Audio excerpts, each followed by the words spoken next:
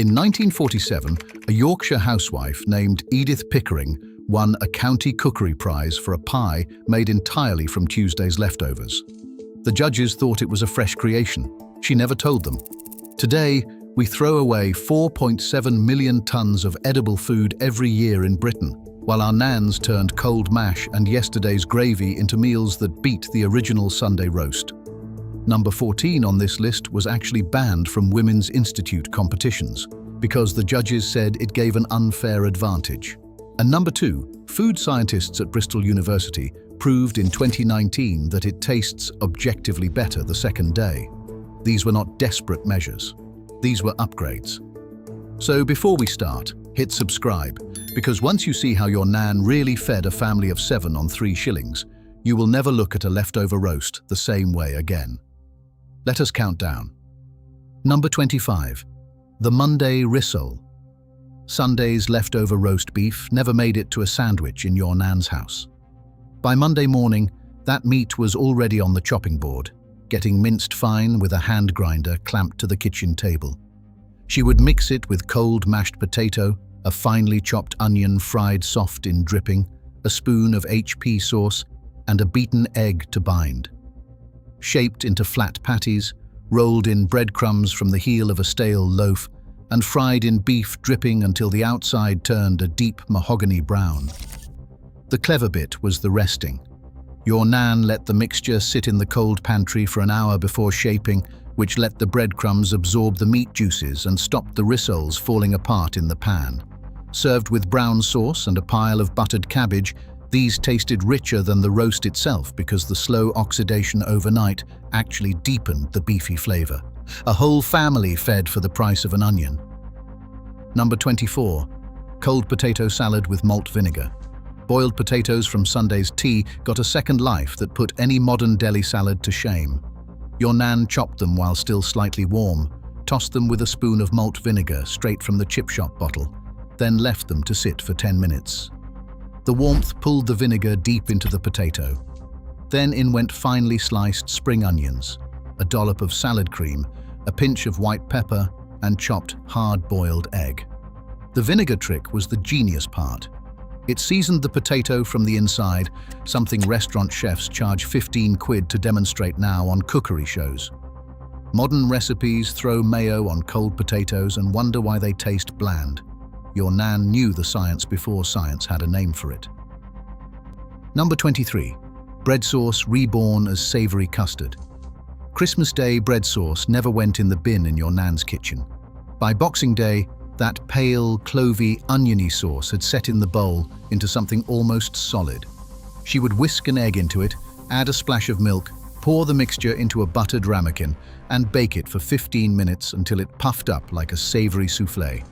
Served with cold turkey and pickled red cabbage, it tasted like something out of a country house hotel. The bread had absorbed every bit of the onion and clove flavor overnight, intensifying it tenfold. A bowl of bread sauce in 1958 cost about 4p to make. As a baked custard, it became a course at the Boxing Day table that nobody could believe started life as a sauce. Number 22. Yorkshire pudding pancakes. Leftover Yorkshire puddings from Sunday went straight into a tin in the cold pantry. On Monday morning, your nan would heat them through in a low oven, then split them open like a pita bread and fill them with crisp bacon, a fried egg, and brown sauce. The reheating did something unexpected. The outside crisped up even more than fresh, while the inside stayed soft and absorbed the egg yolk like a sponge. This was your nan's bacon sandwich, and it humiliated the pub version. Yorkshires made on a Sunday with proper beef dripping carried that flavor through to Monday breakfast, turning a humble eggs and bacon into something that tasted like a coaching-in breakfast from a Dickens novel. Number 21.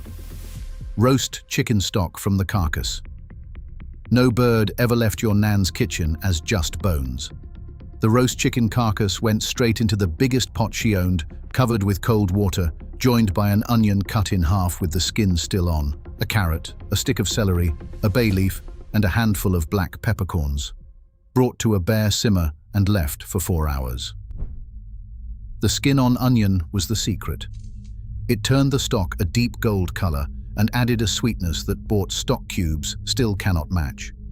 Strained through muslin and reduced by half, this liquid gold became the base for Tuesday's soup, Wednesday's pie gravy, and Thursday's risotto.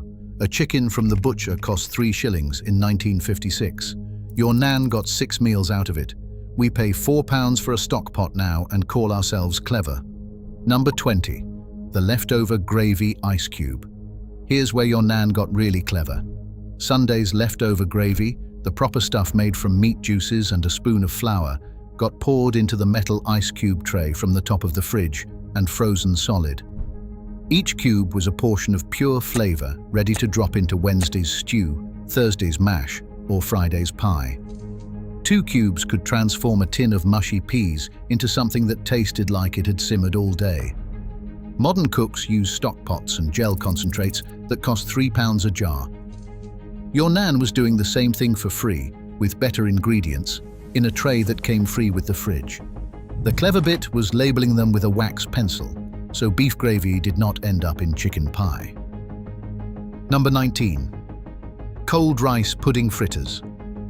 Leftover rice pudding from Sunday tea became Tuesday's pudding in a way that was actually better than the original. Your nan would scoop the cold, set rice pudding into balls, roll them in beaten egg and then in golden breadcrumbs, and shallow fry them in butter until the outside turned crisp and golden. Served with warm jam sauce poured over the top, these fritters had a contrast of textures the original could never achieve. Crisp shell, creamy middle, sweet jam running everywhere. Children who had refused rice pudding the first time around fought over the fritters. The skin on top of the original pudding, that thick caramelized layer, got mixed through the fritter mixture and added little chewy pockets of toffee flavor throughout. First pattern break. Here's where the science gets interesting. Number 18. The dripping toast. Beef drippings skimmed from Sunday's roasting tin was your nan's gold dust. She would let it set in a small bowl in the pantry. Then, on Tuesday morning, she would spread it thick on hot toast and add a sprinkle of salt. But here's the part nobody talks about. The brown jelly underneath the white fat, the bit most people throw away, is concentrated meat glaze. It contains the same compounds professional chefs spend hours making in classical French stocks. Your nan was eating restaurant-quality demi-glace on a slice of mother's pride. Food chemists at Reading University analyzed beef dripping in 2018 and found it contains conjugated linoleic acid, the same fatty acid that supplements companies now sell for £25 a tub. Your nan was spreading it on toast for breakfast. Number 17. The fish pie from Friday's leftovers. Friday's fish supper, whether cod from the chippy or boiled haddock from the fishmonger, never went to waste. Your nan flaked the cold fish into a buttered dish, added a handful of frozen peas and a sliced hard-boiled egg, poured over a thick parsley sauce made from Friday's milk, and topped the lot with mash from Thursday's tea piped in patterns with a fork. Baked at 200 until the top went golden and the sauce bubbled through. The cold fish gave better texture than fresh because it had firmed up overnight, holding its shape in the pie instead of breaking down into mush. This was the meal that taught generations of British children that fish pie was a treat, not a punishment. Number 16. Cold roast potato hash browns. Leftover roast potatoes from Sunday went in the fridge whole.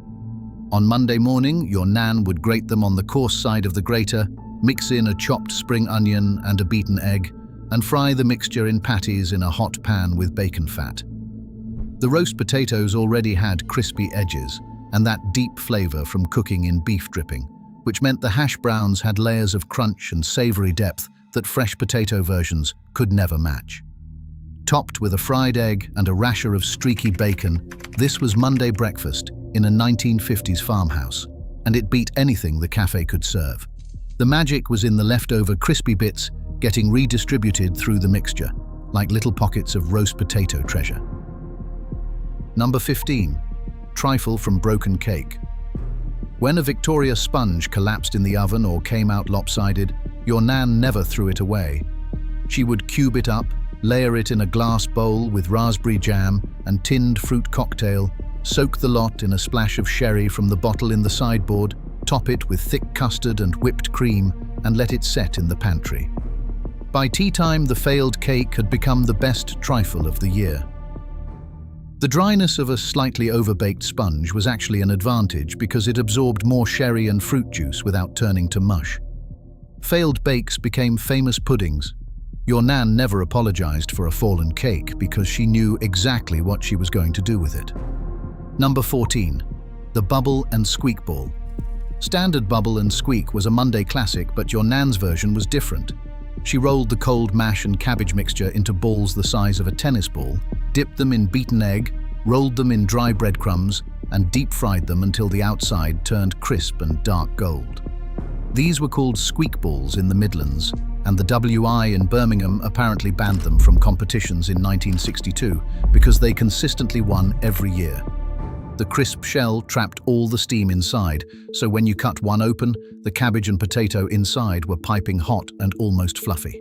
Served with a fried egg on top and brown sauce, this was a meal that made you forget the original Sunday roast even existed. Number 13. Roast pork crackling crumble. Leftover crackling from a pork roast was never just a snack in your nan's kitchen. She would crush it in a bowl with a rolling pin until it became coarse crumbs, then mix it with chopped sage and a handful of breadcrumbs. This crackling crumble got sprinkled on top of any leftover vegetables baked in cheese sauce, on top of fish pies, on top of casseroles. It added a layer of pork flavor and crunch that made every dish taste like it had been finished by a chef. The salt from the crackling skin seasoned the dish perfectly, and the rendered fat melted down into whatever was below, basting it in pork goodness. Modern recipes use panko breadcrumbs and call it sophisticated. Your nan was doing it 40 years before panko reached Britain. Number 12. The leftover wine vinegar. When the bottom of a bottle of cheap red wine went sour after a Sunday lunch, your nan did not pour it away. She poured it into a kilner jar with a little of the previous batch she kept on the shelf, covered it with a square of muslin, and left it in the pantry. Within 3 weeks, she had homemade red wine vinegar, dark and fruity, that beat anything Sarsens could sell. A drop in salad dressings, a splash in stews, a slug into the gravy boat. This was a 6-year aged vinegar that cost nothing. Modern artisan vinegars sell for £12 a bottle in Waitrose, and they are no better than what your nan kept on the pantry shelf next to the dripping jar. Second pattern break. Here is where the food companies get nervous. Number 11. Cold custard ice cream. Leftover custard from a pudding never went to waste. Your nan poured it into a shallow dish, partially froze it for an hour, then beat it with a fork until smooth, and froze it again. The result was a homemade vanilla ice cream that beat anything Walls sold. Bird's custard contains stabilizers that actually help the freezing process, creating a smooth texture without ice crystals. Walls spent millions in advertising in the 1970s, telling housewives that proper ice cream needed a churn and a special freezer compartment. They knew that if women realized leftover custard made better ice cream than their product, they would lose half their market overnight. This was a trick passed quietly between sisters and never made it into the cookery books because it threatened a billion-pound industry. Number 10. The toad in the hole revival. Leftover sausages from breakfast became Tuesday's toad in the hole, and it was always better than making it from fresh. Your nan would heat a tin of beef dripping in the oven until it smoked. Drop in the cold sausages and pour over a Yorkshire pudding batter that had rested in the pantry for at least an hour. The cold sausages browned more deeply because they were not releasing water as fresh ones do, which meant the batter rose higher and crisper around them. Served with onion gravy made from a leftover gravy cube and a sliced onion, this was a Tuesday tea that had families fighting for second helpings. The resting of the batter, often overnight, was the trick that made the puddings rise twice as high as anything you would get in a pub today. Number 9. Cold roast vegetable pasties. Leftover roast carrots, parsnips and swede from Sunday went into a bowl with a spoon of leftover gravy and a handful of grated cheddar. Your nan rolled out short crust pastry, cut circles with a saucer, filled them with the vegetable mixture, sealed them into pasties with a fork, brushed them with milk, and baked until golden. These pasties could go in a working man's lunchbox, a child's school bag, or on the tea table with brown sauce. The roasted vegetables had concentrated their flavor overnight, becoming sweeter and more intense than they were straight from the Sunday plate. Cornish purists would object to the contents, but the principle was the same. Nothing wasted, everything transformed. Number 8. Leftover porridge bread. Cold porridge from breakfast was the secret ingredient in your nan's best bread. She would mix it into the dough alongside the flour and yeast, where the cooked oats added moisture, sweetness, and a tender crumb that lasted 3 days without going stale. This was a Scottish trick that travelled south during the war, when every scrap mattered. The starches in cooked porridge act as a natural dough conditioner, doing the same job as the chemical additives that commercial bakers now use to keep supermarket bread soft. Your nan's porridge loaf stayed fresh longer than a Hovis from Tesco, and it tasted of oats and butter and morning kitchens. A handful of cold porridge that would have gone in the bin became the difference between ordinary bread and something memorable. Number 7. The cold tea cake glaze. When a brew of tea sat in the pot too long and went bitter, your nan poured it into a small jar instead of throwing it away. That cold, strong tea became the glaze for Sunday's fruitcake, brushed on top while the cake was still warm from the oven. The tannins in the tea added a dark, complex bitterness that balanced the sweetness of the cake, while the color gave the top a deep mahogany shine. Bakers in stately homes used to do this with brandy. Your nan did it with the dregs of a teapot and got a better result. The trick worked because tea contains the same flavor compounds that make whiskey and brandy taste rich, just without the alcohol and the cost. Number 6. Mashed potato bread. Cold mash from Tuesday's tea went into Wednesday's bread.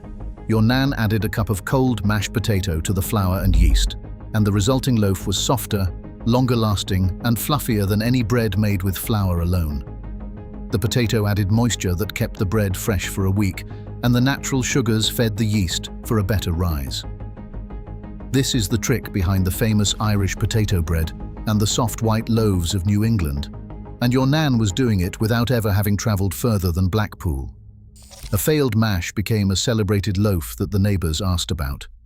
The bread companies discovered this trick in the 1980s and started selling potato bread at twice the price. Third pattern break. Now we get to the really clever stuff. Number 5. The Sunday fat reuse cycle. Your nan ran a complete recycling system from a single roast that would put modern zero-waste influencers to shame. The beef dripping from Sunday's joint went into the dripping jar. The brown jelly from underneath went into the next gravy. The bones went into stock. The cold meat went into Monday's rissoles.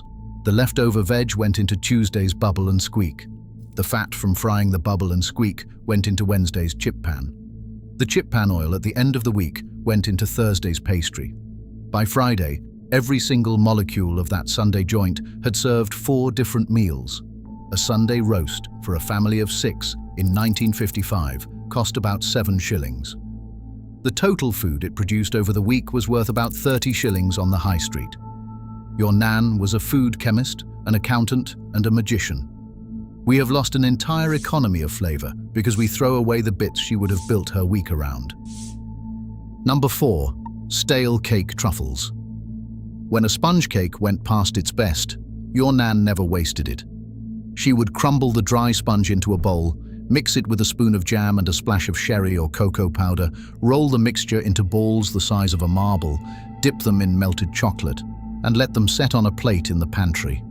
These rum truffles, as they were called, appeared on every Christmas table in the 1960s, and they were the most prized thing on the spread. People assumed they had taken hours to make and cost a fortune. They were made from stale cake and a knob of cooking chocolate. Modern bakeries sell the exact same thing now for £2 each as cake pops.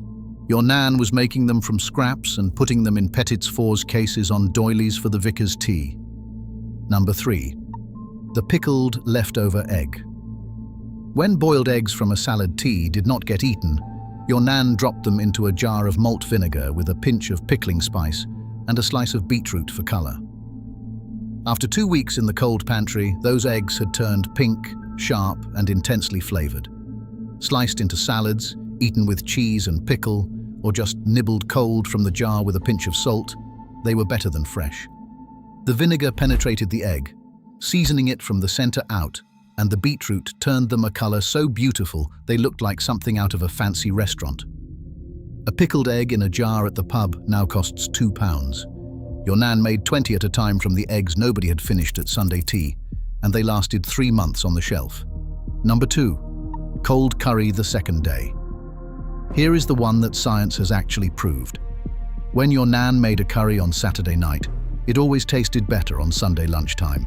Food scientists at the University of Bristol confirmed in 2019 that curries genuinely improve overnight because the spices continue to release their oils into the sauce, the meat absorbs the seasoning more deeply, and the starches in the onions break down to thicken the gravy naturally. Your nan knew this 50 years before the lab confirmed it. She always made the curry the night before, let it sit in the cold pantry, and reheated it slowly the next day. Served with rice that had also been cooked the day before and reheated, this was the meal that made Monday worth getting up for. Restaurants now charge a premium for matured curries. Your nan called it Tuesday. Number 1. The everything pie. And finally, in first place, the dish that crowned every working week in your nan's kitchen. The everything pie was the meal that gathered up the bits and pieces from the entire week and turned them into a triumph. By Friday afternoon, your nan had a quarter of a roast chicken from Sunday, 2 leftover sausages from Tuesday, a spoon of mince from Wednesday's cottage pie, a handful of peas from Thursday's tea, 2 cold roast potatoes, a bit of leftover gravy, and the heel of a block of cheddar.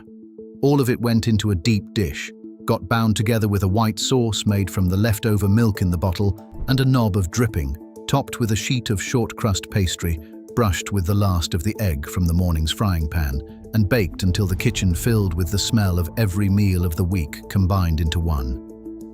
Every slice was different. One had chicken and cheese, the next had sausage and peas, the next had mince and potato. Children fought over the corners. Fathers asked for thirds. The everything pie was never the same twice and never less than spectacular. It cost nothing. It used everything. It was the proudest moment of the week, and it tasted better than any single meal that had gone into making it.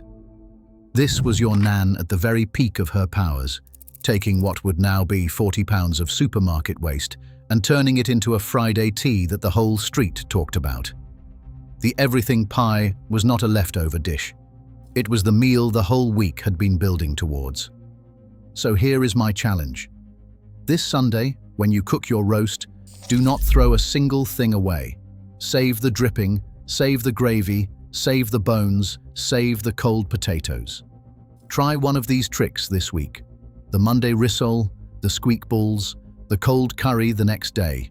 Then come back and tell me which one your nan used to make, because I guarantee at least one of these is sitting in your family memory waiting to be remembered. Drop it in the comments. Your nan knew. Now you know too.